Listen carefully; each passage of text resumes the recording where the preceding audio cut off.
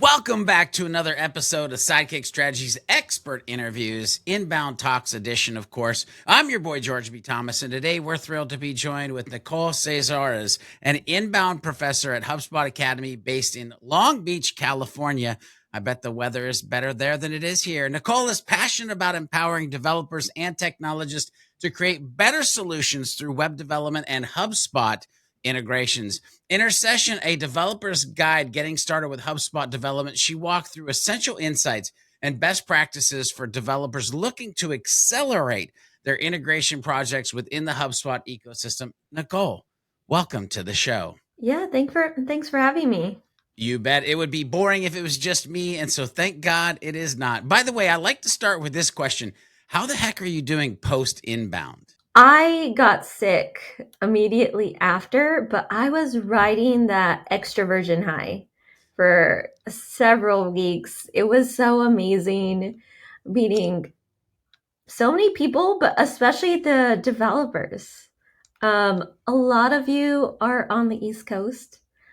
I'm on the West Coast, and it was great to just connect face to face. Yeah, I love that about inbound, connecting with the other humans who might potentially be using HubSpot or at least into something that we're into. In this case, today's topic, development and HubSpot, the best of both worlds. So, Nicole, let's go ahead and dive into the good stuff. And we'll start with this question. And all of these questions, by the way, are kind of pulled from your inbound talk and the conversation that happened there. But what makes HubSpot an ideal platform for developers to work with? One thing I know about many developers is they got into development because they love solving problems. And with working on the HubSpot platform, it allows you to make a huge impact at companies, something that is tangible. Also, there's transferable skills. So on the HubSpot platform, you get to use the skills that you probably already love to use on HubSpot. So you have React, JavaScript, CLIs, and you get to use all those tools to better understand different parts of the business. But more than all of that, it's the developer community. I noticed developers who develop on HubSpot are incredibly passionate. So being a part of a community who just really geek out about HubSpot is contagious. Yeah, without a doubt, that developer Slack community and in the community itself of developers is off the chain and on fire. I love too that you reference this idea of like, even though it might be a new platform, HubSpot, it's the same tools, the same skill sets that you may have been using elsewhere. And so it's easy to adopt and move forward. So that's amazing. So the next question I want to kind of dive into to help people who might not be or are just getting started in the community around this topic is what are the essential components developers need to set up to have like a streamlined HubSpot development environment as they get started? Well, one, having the HubSpot CLI so you can develop it locally, but also having a HubSpot developer account and a sandbox environment. So this will allow you to really play around with HubSpot without interrupting any business you may be working with. But also, it allows you to work with some of the features that are only available in enterprise that you might not have access to yet or may not want to currently pay for until you develop in your career or you find a business who you can work on their platform. Also setting up your local code editor to work better with HubSpot. We have a HubSpot VS Code plugin that's really great that allows you to just have a lot of autocomplete and really pretty syntax. I love pretty syntax, and that's about the most nerdy thing I'll probably say on this episode, to be honest with you. So they kind of know there's this roadmap to getting set up, to being streamlined with HubSpot. I'm super curious, and again, kind of staying with the theme of people might just be getting started with developing on the HubSpot platform. Nicole, what are some of the most common challenges that you've seen developers face when setting up their environments and maybe how can they overcome those? I think some of the most common hurdles is not taking enough time to understand HubSpot as a platform. So if you are a developer who's never worked with a CRM or specifically HubSpot's CRM, taking the time to understand the standard objects, how marketers and salespeople are actually using this tool. That can be a hurdle because you might not be using the objects the way you intuitively think of it, about them. And also, especially like if you come from a different CRM, those names do not always transfer. They can mean completely different things if you don't go into that. In terms of setting up the environment, really diving into those API documentations and specifically understanding the limitations, like maybe taking time to understand how much information you can pull in and thinking about pagination. So you kind of referenced a couple tools along the way, but I want to dig a little bit deeper. Like, are there a list of specific tools or software that you would recommend or that are recommended for developers to use to kind of, again, optimize their HubSpot development process? We have the CLI. A lot of what you can do, you can just use in your developer sandbox account. Other than that, it really depends on if you're trying to build an integration. So say you're trying to integrate with Gmail or other tools, taking the time to understand how to pull that information across. But besides that, you can do a lot just in the sandbox account and the CLI. So it sounds like it's pretty simple and you don't need a ton, at least to get started. And then maybe you could add things as you kind of advance or go a little bit deeper. So let's dive into, you mentioned API keys and APIs and documentation. So what are some best practices you would recommend when managing like API keys, OAuth tokens, and other like sensitive information during the development process? Understanding that the limits of the API key permissions. So use the principle of least privilege by limiting API key permissions to only what is necessary for your application. Sometimes I notice when people are setting up those permissions, they might select everything because they don't know what they need, or maybe they're like, well, I'll just take everything. Also, rotate keys and tokens regularly. So implement a schedule to rotate those keys and tokens periodically to reduce the risk of long-term exposure. Implement secure token storage on the client side, monitoring and log access, a lot of the fundamentals. So if you're new to development, really taking that time to understand like some of the fundamentals.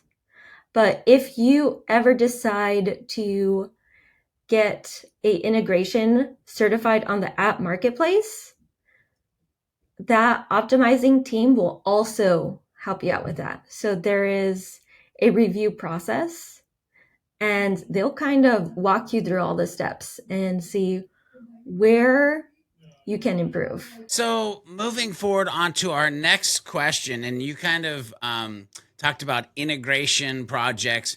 What are some maybe mistakes developers should avoid to keep their integration projects efficient and also scalable? Well, I know I keep on mentioning this API rate limit, but it is just so fundamental.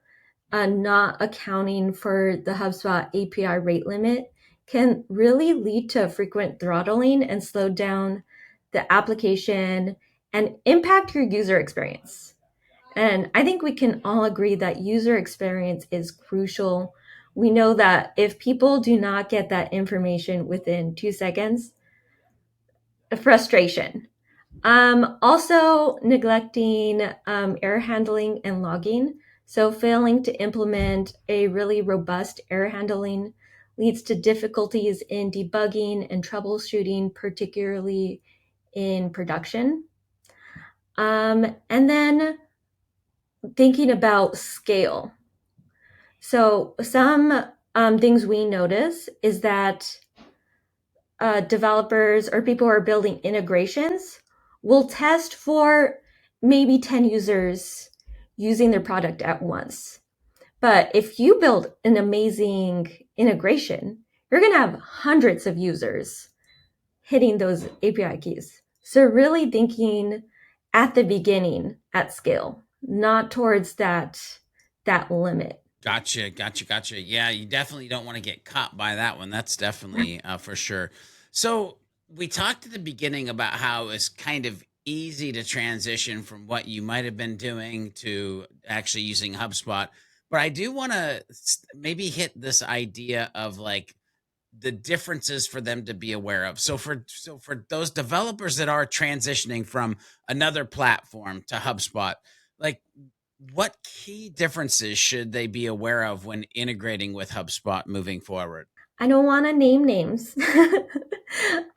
So specifically, the standard objects for HubSpot are contacts, companies, deals, and tickets. And many platforms, especially like with contacts and companies, that can be blurry. So contacts, you can think of contacts as just people that you are connecting with. Companies have to be attached to at least one contact, but a contact does not necessarily need to have it the other way around. Also, deals and tickets. So, tickets are just like support, and deals are kind of what your salespeople use to see where your leads are going.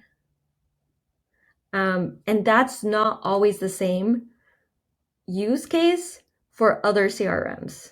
Also, with one thing I want to mention too is custom properties, is that HubSpot allow for custom properties on objects. Developers transitioning from platforms that have a rigid data structure should leverage HubSpot's flexibility, but also be cautious because you don't want to make a change just because you can. Always think about your why.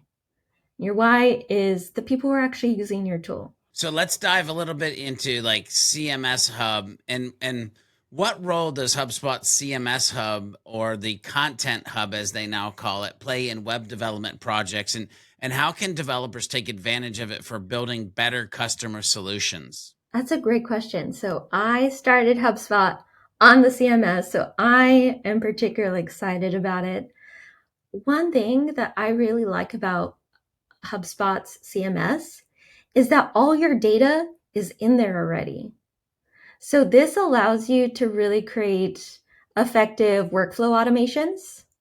So developers can leverage HubSpot's workflow automation to streamline processes such as lead nurturing, customer onboarding, and content delivery. This automation helps deliver timely, relevant experiences to users. But also, in terms of integrating with the CRM, it allows developers to create personalized experiences based on that customer data. So, where are they from? Have they filled out any forms? And that really drives engagement and conversation. Another tool that I really like are the webhooks.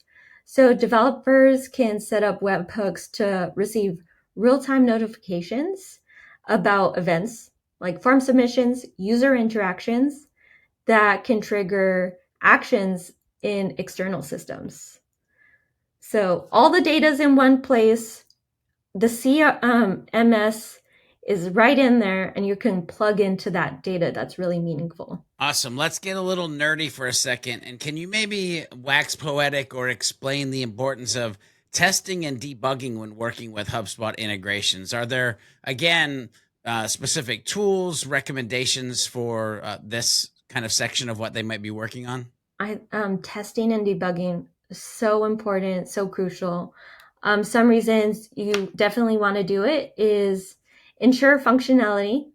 So validate features, error handling. So effective testing helps identify how the integration handles errors, including the API response errors, invalid data, or timeouts. Um, we can also think about user experience. That's another reason we want to do testing. I think the best tool is actually the sandbox account, because if you're new to HubSpot, you can create an account and test on that. But if you're already using a account with actual clean, good data, you can create a sandbox account and start debugging in there without potentially harming any other things that are working. And then, of course, we have GitHub. GitHub is so crucial. Speaking of that, let's go a layer deeper. How can developers effectively manage version control when working on HubSpot integration projects, and especially in those like collaborative environments they might find themselves in? It's always amazing when you can work with other developers. So, some things you can really do to be successful when working with version control and working with a team is establishing a branching strategy. So, a branching strategy allows you to create branches for each feature, bug fixes, or improvements. And this keeps the main branch stable while allowing multiple developers to work simultaneously. Another thing you can implement is a code review process. So you can have pull requests, aka PRs, to facilitate code reviews before merging changes to the main branch. You can have team members review the code for quality, functionality, and best practices. And you can also have comments and feedbacks. So this encourages constructive feedback. And I know personally, not that I work in the code every day anymore, but when I work with other developers, I grow so much faster, especially with that feedback, especially on GitHub. Nice. Speaking of kind of growing faster and being better at what you do, what tips would you give for developers who are interested in building like custom APIs or extending HubSpot's functionality beyond what's available out of the box? I would definitely define clear use cases. So, understanding business requirements. So, start clearly defining business problems that you are noticing or that customers are wishing, like a wish list. Start having those conversations with businesses, especially HubSpot's community is just so collaborative, um, and focusing on those use cases. Also, from there, familiarize yourself with HubSpot's API. So before creating a custom integration, thoroughly understand HubSpot's API, and then review the documentation to review endpoints, data structures, and limitations. Once you have those two, like the use case and the API knowledge, you can create some really powerful integrations. But it's always focusing on solving for your customer. And that's going to help you build really powerful integrations that your customers are going to want to use. And Nicole, what steps should developers take to ensure their integrations remain secure and compliant with industry standards along the way as well? One, authentication. So always use OAuth 2 for authenticating instead of API keys to provide more secure authorization process. Implement strong password policies. You can also incorporate data encryption. So encrypt all sensitive data. HubSpot is becoming really good at this. Because HubSpot has a built-in encryption capability for data protection. We also have access control, so implement role-based access. So you can create multiple different types of users in HubSpot. Not everyone needs to be an admin. Really taking the time to be like, what information does this person need? And what information does this person not need to know for security reasons? Like, less is more. Um, Also, auditing and monitoring. You can utilize HubSpot's audit logs to track all data access and modifications, and monitor the API usage regularly. And it's so user friendly too. I really love HubSpot's UI for looking at these things. Yeah, HubSpot has come a long way since 2012 as far as its UI, without a doubt. So, Definitely. Nicole, for developers who are just getting started with HubSpot, what learning resources or courses would you recommend from HubSpot Academy to kind of fast track their progress? I'm definitely unbiased with HubSpot Academy. We have a lot of amazing courses and certifications. Um, Also, if you really like video, I would also recommend the YouTube channel HubSpot Developers, that has Dennis in it. Dennis is hilarious. He creates amazing shorts. They have amazing use cases. Also, get into the HubSpot developer platforms community. There's a Slack channel and there's even developer hugs. I love attending developer hugs. So immerse yourself in the community, read the documentation, and you're going to have a fun time. Love it. Well, as we land the plane today, first of all, thank you for taking the time to do this interview. Second, I'll ask you the last question, and that's what's one piece of advice you would give to developers looking to kickstart their journey in HubSpot development to make an impact on their projects? I would leverage HubSpot resources. So take advantage of HubSpot's extensive resources, including developer documentation, community forums, tutorials, um, staying engaged with the community. Like, honestly, even create your own dehug. I know when I started tech, I founded Long Beach Women in Tech just so that I could have a community. If you're struggling to find a community near you, create one, especially if you are far away from Boston, far away from the East Coast. Create your community. There are people out there who are looking for that type of thing. You're not the only one. And also impact through understanding. So focus on the needs of the users always. That will always be your North Star, and integrate their feedback into your development process. So that's how you're going to create amazing solutions that they're going to want to buy and they're going to want to work with you. Yeah, I love that you're not the only one. That's a nice little micro tip there. So Nicole, thank you so much for sharing your expertise today. It's clear that HubSpot offers incredible opportunities for developers to create impactful solutions, and your session provided some steps for them to get started. For the viewers and listeners, if you're looking to dive deeper into HubSpot development, Nicole's insights are a perfect starting point. And Nicole, if people want to connect online, where do you want to send them? Go to my LinkedIn. I swear I check it now.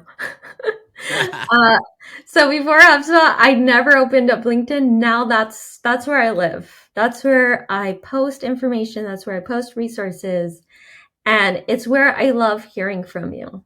Love it. And that's it for today, ladies and gentlemen. Remember, you can connect with Nicole on LinkedIn. You can explore the HubSpot Academy for more resources and sharpen your development skills. And as always, don't forget to be a happy, helpful, humble human and do some happy HubSpotting along the way.